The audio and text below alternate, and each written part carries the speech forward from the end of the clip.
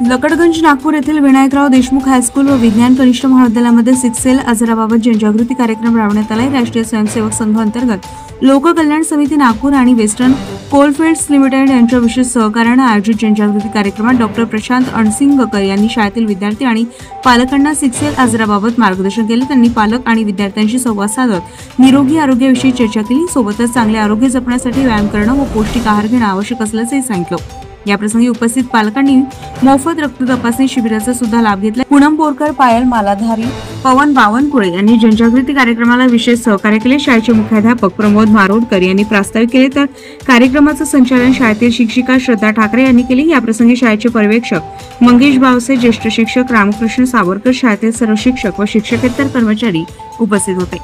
Gaja Maharashtra 24 news करता हिंगण्यावरून आमचे प्रतिनिधी रवींद्र कुंभारे. ताज्या घडामोडी आणि बातम्या जाणून घेण्यासाठी गरजा महाराष्ट्र 24 न्यूज या आपल्या YouTube चॅनलला सबस्क्राईब करा आणि बेल आयकॉन दाबायला विसरू नका, जेणेकरून आपला व्हिडिओ आल्याची ताजी खबर तुम्हाला ताबडतोब मिळेल.